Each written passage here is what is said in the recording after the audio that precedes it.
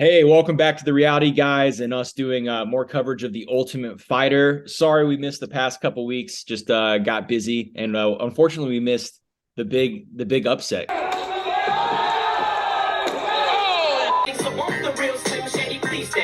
Conor McGregor, he finally got a win on the board. So, what were your thoughts on that before we get into, I guess, tonight's fight, Kevin? I was happy with that. Thank God. It makes you almost question if they did it on purpose. But realistically, he did win that fight. So thank God.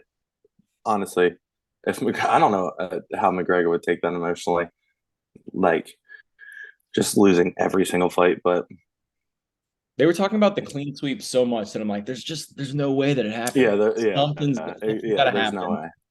And I really thought Hunter Azure was going to wrestle the guy, but no, Rico, what's his name? Rico. Well, that also being said is like they were like talking about the clean sweep the entire time, and Yeah. then I guess we could bring it into this episode where it was like now all this drama as to like, oh my God, what do we do? It's like, dude, you guys had been expecting this for 4 weeks now, 3 weeks now.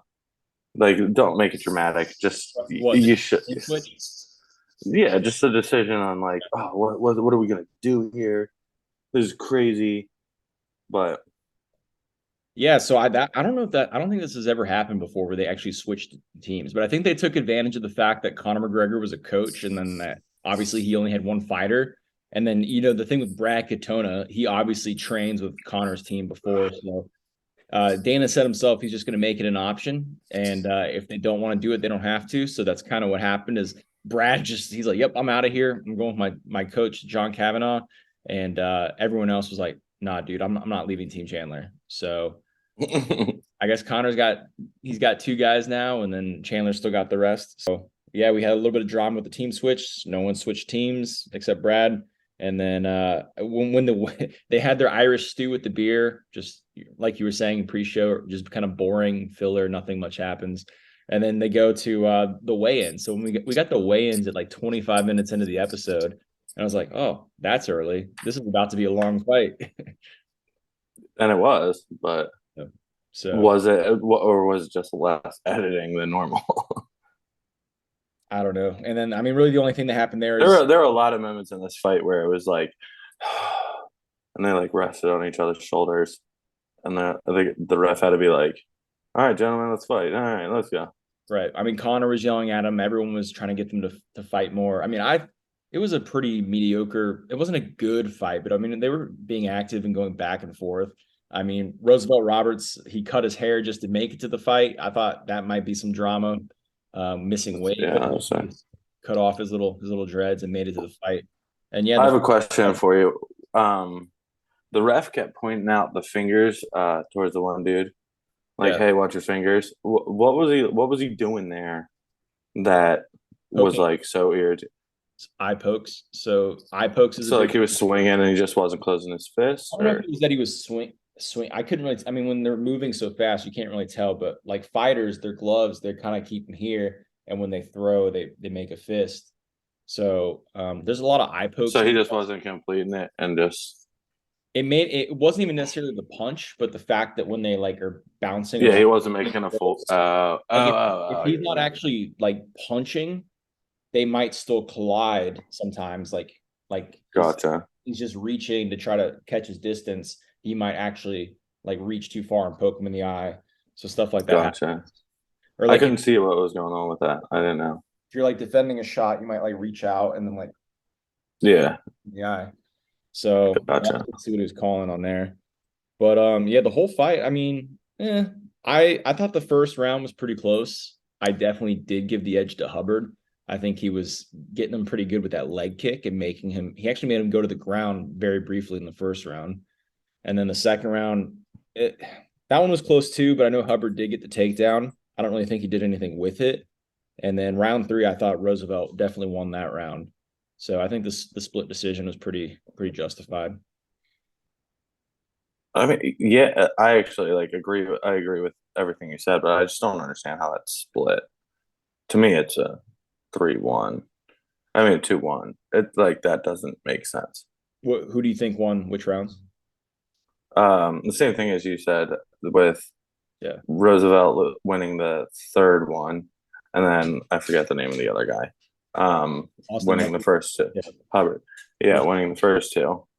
Well, so Um, so the way that works is basically if we were two judges and then Bill was here and he was a third judge, if we gave our opinions, but he said he thought Roosevelt won the first round, that's what oh, the split gotcha. decision is. So basically, we both thought it was 2-1 for Hubbard, but Bill thought it was 2-1 for the other guy. So that's why we're Gotcha. versus if Bill was also in agreement. Isn't it very, all right. Yeah, gotcha. So what's that mean?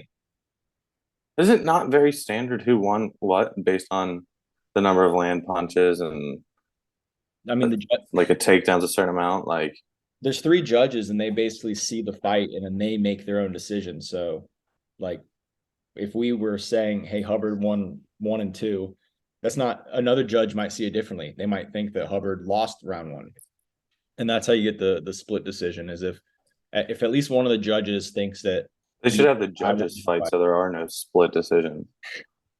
Maybe whoever wins gets their opinion to count. It should just be like if you're a judge in a split decision and you're on the losing side of it, you get fired because you were wrong. Right, right. Yeah. We're like, all right, It's well, like let's being a terrible replace this umpire. judge. We need a new one because those Yeah, two.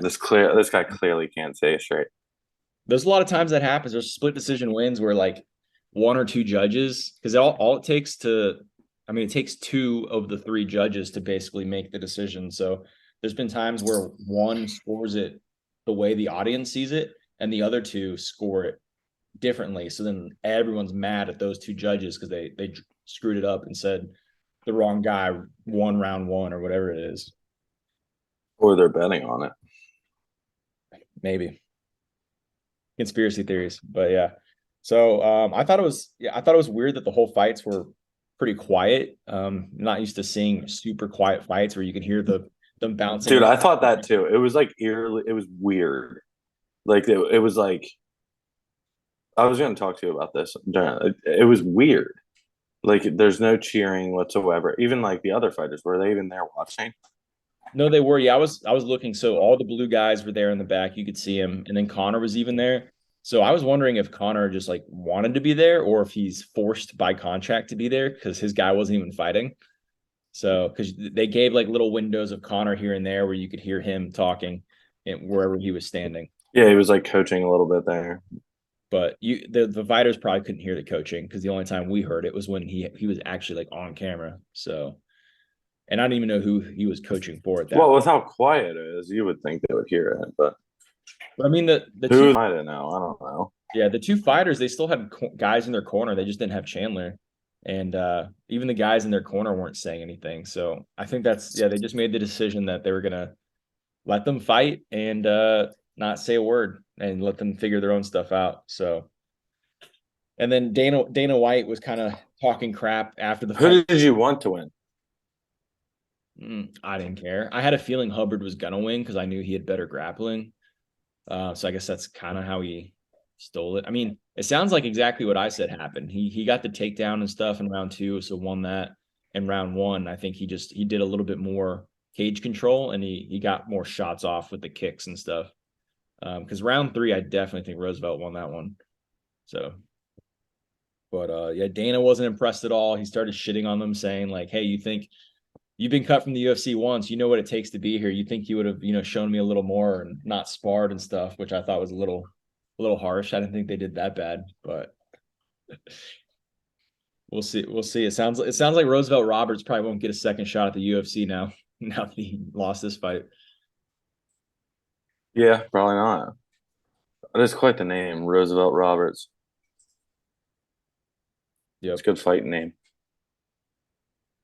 He has I don't know. Didn't Dana say like, "Oh, these guys are both quality enough to come back and to the UFC"? Blah blah blah blah. yeah, he was saying that like they know what it takes to be there and they need their shot back in, and that's all they did. Wow. They just sparred and didn't go for a finish, didn't explode like they really wanted it. So Yeah, yeah, I could have gone for that. but yeah, I mean, yeah, it's definitely better to get a knockout instead of having to watch the fight for 15 whole minutes. So not much happening, but Yeah. it is what it is. So be interesting. Overall, very boring episode. Yeah. Yeah, not the most. Literally, the fight was boring. There was no like real build up other than the whole team situation, which was few. Like it was nothing. But I'm hoping we get some drama next week though with Brad since he's fighting and they, you know, talk some crap because he left the team, now that it's going to be his episode and see maybe we can get some people arguing or fighting in the house. But I mean, the show's not, it's not what it used to be in the fact that like you would just get drunken idiots in the house a lot and they'd fight in the house and a lot of crazy, crazy drama. Now these guys are all professionals. They act professional. So one thing I think we're missing right now, which I don't know if we're going to get, is the coaches challenge. That's basically where they're going to have. I'm pretty sure they haven't done this episode or this season. But Connor and Chandler should be facing off in some sort of game or something, and winning money to give to their team. So we'll see if we get one of those maybe in the next two or three episodes. what do you mean type of game? Like an egg on a spoon and walk? Yeah, just dumb stuff. Like they'll do like cornhole, ping pong, Okay. race and run, target shooting, just like random stuff. So it's usually like just a random game of some sort where the two coaches go head to head, and the winning coach wins. They win like $1,500 for all the guys on their team, and then they get like 10 grand or something like that. So it's just like something fun to do and to entertain the house. Right. All right. But, Well, hopefully that happens. I don't know.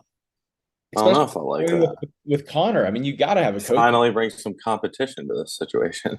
Right. I mean, you got to give Connor a chance to win something. He did win the one fight, but you got to have a coach. I know. Poor guy. Yeah, he must just cry himself to sleep in his satin sheets. Yeah, and his Bentley. Master bedroom on a super yacht.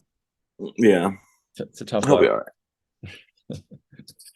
But yeah, I mean that's pretty much it for this episode. Thanks for rejoining us after we've had a hiatus for 2 weeks, and we'll definitely be sure to continue on a weekly basis from here on out. So for myself and Kevin, thank you.